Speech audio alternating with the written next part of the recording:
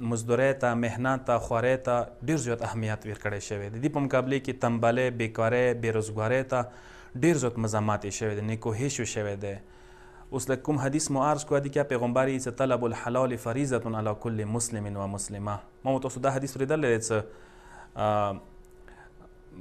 پیغمبر یې څه طلب العلم فریضة علی کل مسلم و مسلمه. لکه څنګه علم طلب کوله، علم حاصلول هر چا باندې واجب دی. نشون څه پیغمبر یې څه طلب الحلال، حلاله ګټله، حلاله مزدوری، محنت، کار کوله فریضه ده یو قسم ته هر یو مسلم و مسلمه باندې. یعنی یو انسان په کار بیکاره نه وي.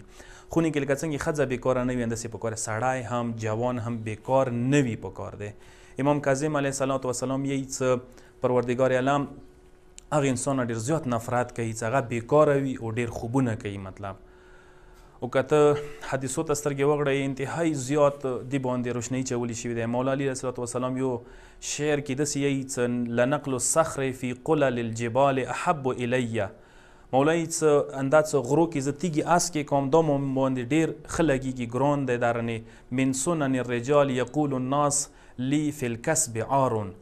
هغه خلکو دستور نه، هغې خلکو هغو خبرو نه څه هغه یي چې مثلا کار و مزدوري کوله کیدای شي هغه آر وګڼي، ننګ وګڼي.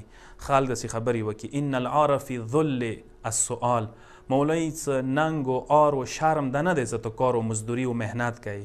ننګ و آر شرم دغې خبرې کې دی چې ته سوال کوي، ورور ته سوال کوي، ترزوي ته پلار ته سوال کوي، لاس د نیولې یو راکه دیر کوي. هغه مثال یعنی ایچا په پیسو چلیږي، ایچا په مزدورۍ چلیږي، ایچا په محنت چلیږي. نه تاسو وکسوئ ایمو ډېر جوانان استرالیا کې دي، خدای زنده ساته، یوروپ کې دي، اماراتو کې دي، امریکا پورې رسېدلي دي. هغه څومره محنت کوي، څومره هغوی خوارۍ کوي، څومره زحمت کوي، هغه هغوی ته پته لګېږي.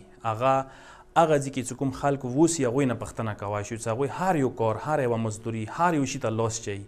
هغوی خویلې ځانه وروي، هغوی خویلې ځانه وباسي. بالاخره دې دپاره څه مطلب بچی او ته خلخوانې ته وګټي. خو د مقابلې کې څه ته وکسي مثال هغه به خونې کې وړونه داسې وي یا څه هغه کاره کوی شي، خونې کې محنت مزدوریا کوی شي، خو هغه به ورته ناست وي همداسې چې بالاخره ورور م استرالیا کې دی یا یوروپ کې دی یا امریکا کې دی یا اماراتو کې دی، بالاخره ګټي راته ګټې سړی شته. حالانکې دا ډېر غلط کلچر دی، دا ډېر غلط دستور دی، دا ډېر غلط اصول دی چې د موږ کومې طریقې سره عادت شوي یو.